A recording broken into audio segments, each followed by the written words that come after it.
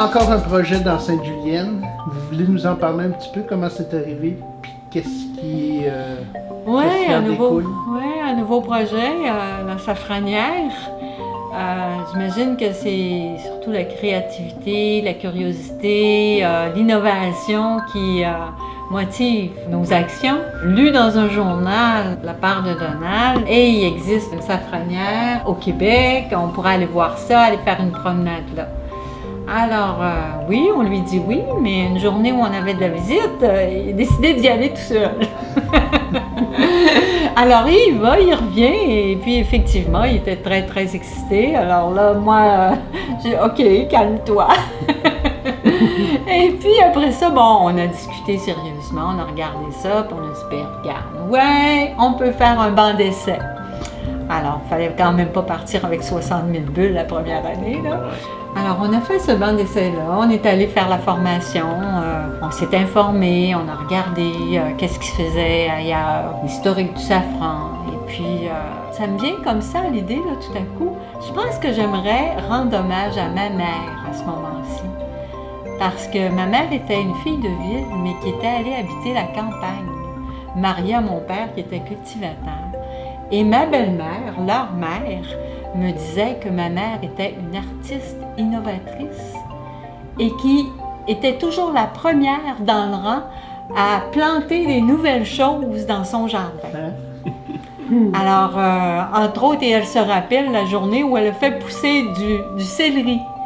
Et tu sais, c'était des légumes habituels maintenant, mais dans le temps, c'était différent. Et puis, elle était toujours à innover des nouvelles cultures. Alors, peut-être qu'il y a, je sais pas... Il y a un petit brin génétique là-dedans. Inconscient, là, qui se manifeste à travers tout ça, ou qui veut naître, et puis voilà. Alors, c'est comme ça qu'on a initié ce projet-là. Puis, ça tombait pile, en fait, la journée où on est allé tous les trois. Donald a dit, il faut absolument aller voir ça tout de suite cette semaine, parce qu'on peut prendre la formation puis commencer tout de suite cette année. Alors, c'est ce qu'on a fait. On est allé vérifier et puis on s'est engagé. Donc, on a formé notre safranière à trois. Nous sommes les trois copropriétaires et puis on a fait la formation. Puis, on a fait l'acquisition de 2400 bulbes. Ce ne sont pas tous des bulbes à maturité qui vont fleurir cette année. Il y en a des bébés qui vont continuer de grossir. En fait, là, on a comme nos 3 belles planches d'essai.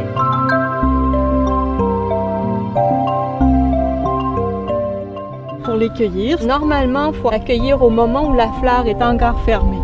Il ne faut pas prendre les feuilles vertes, uniquement la fleur.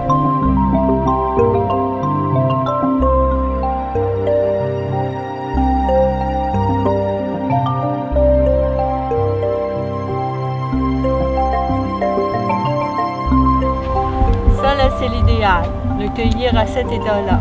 Avant qu'il ouvre. Oui, avant qu'ils ouvrent. On le plante à l'été, puis il fleurit octobre-novembre. Après ça, le bulbe va continuer à prendre de la force, à croître, à se multiplier. Et puis, fin printemps, tout l'été est en dormance. Là, c'est le temps de le transplanter ailleurs si on veut. Mais il faut le laisser assez longtemps pour qu'il se multiplie. Il faut le mettre à 25 cm en terre. Et puis, on laisse se multiplier un bulbe qui, comme par exemple celui qui a porté la fleur, cette année, lui, va mourir. Mais il y en a entre 3 et 8 qui vont naître. Alors, la multiplication est exponentielle. Des fois, on a une fleur, puis on n'a pas de feuilles. Là, les feuilles sortent après.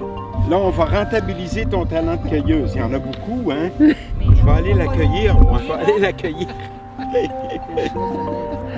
Ah. Wow, tu fais bien ça, Marie-France. Tu as beaucoup de talent, je trouve. Oh, t'es cueilleuse. Oh, T'as dit, hein? Oh, toi de là. Ah. Elle est belle, celle-là, hein? Oui, celle-là.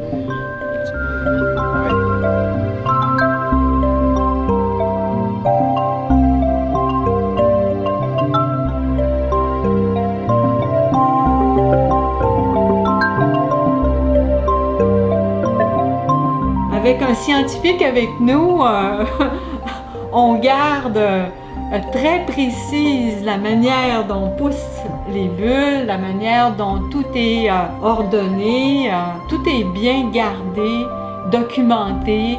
Et avec le but et l'objectif, peut-être que si jamais on continue, on pourra faire des formations aussi à des gens qui veulent produire du safran. Alors, ça pourrait être une nouvelle culture dans la région de la Naudière.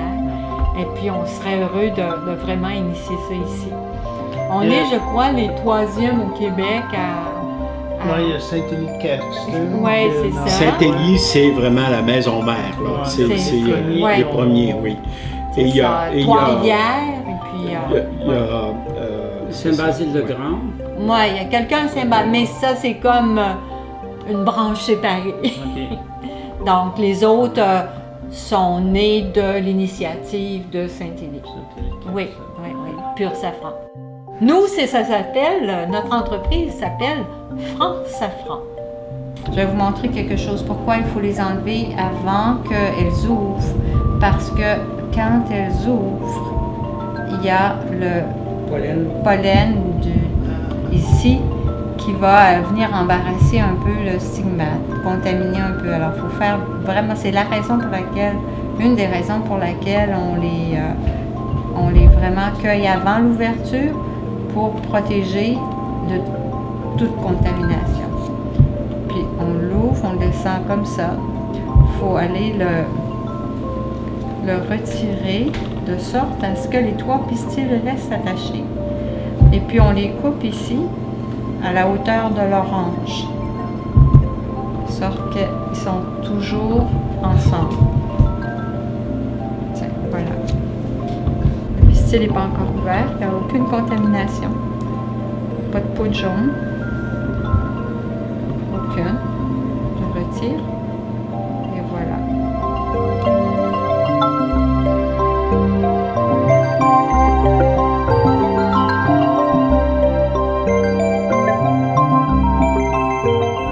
La préparation des planches est importante parce que les bulbes vont rester en terre pendant au moins 3 ans. Et après cette période de 3 ans, on peut procéder à l'arrachage. Pendant ce temps, les bulbes se sont multipliés. Il faut les séparer, les laver et ensuite les replanter ailleurs.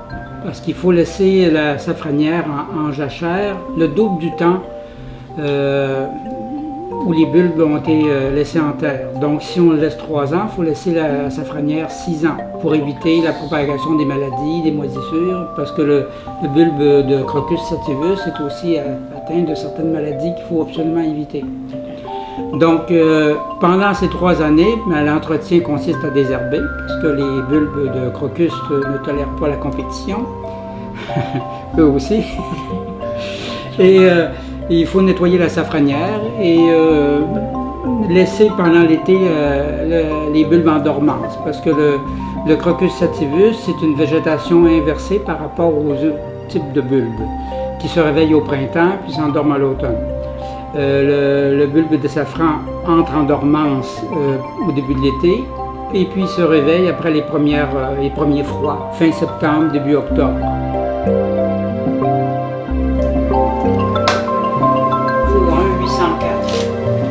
C'est là que la magie s'opère. C'est l'étape la plus cruciale. La transformation. C'est pour enlever 80% de l'humidité. Donc, on ne sait que 20%. Actuellement, on est à 19,7%. Ce qui est intéressant, c'est que le safran, et avec la technique de production, la technique d'émondage et de séchage, on a vraiment un safran pur, sans contaminants. Et ça rencontre dans les normes ISO, parce qu'il y a des normes ISO pour la pureté et la qualité du safran, toujours le plus haut niveau, la norme numéro 1. Donc, on est sûr d'avoir un produit qui va répondre, en tout cas, aux besoins des meilleures cuisines du monde. Oui. 49 belles fleurs, ça donne à peu près un tiers de gramme, si je comprends Oui, bien. un tiers de gramme séché. Mouillé, c'est 5 fois plus. Il faut en fait faire en sorte qu'on réduise à 20% le taux d'humidité par le séchage. Pour que ça puisse se garder. C'est ça. Ouais. Et une fois le safran séché au four, il doit être mis à maturer minimum 30 jours pour qu'il développe toutes ses saveurs. Ses saveurs et sa subtilité. On appelle ça, c'est une étape de maturation. Donc, on voit, ça peut pas être un produit économique. Mais par contre, c'est tellement dense, c'est tellement riche qu'en cuisine, il y a un prix de revient extrêmement intéressant par plat, par exemple, parce qu'on a la qualité maximale, donc ça vaut vraiment la peine sur le plan de l'économie et sur le plan de l'utilisation. Le prix de revient des 3 stigmates séchés d'une fleur, c'est environ 45 sous. Donc, puis on peut parfumer un plat pour une personne. C'est une chose qui va intéresser probablement tout le monde, c'est ses propriétés sur la libido. Et puis, il y a aussi ses propriétés sur toute la circulation sanguine. Alors, ça a énormément de propriétés salutaires. Alors, comme on est dans une époque où est-ce qu'on prend bien soin de sa santé, du safran un peu tous les jours, ça fait du bien. Et du safran produit à Sainte-Julienne, Québec. dans Montcalm, Ouais. c'est encore meilleur que n'importe quel safran du monde. Alors, vous voyez le vendeur, hein?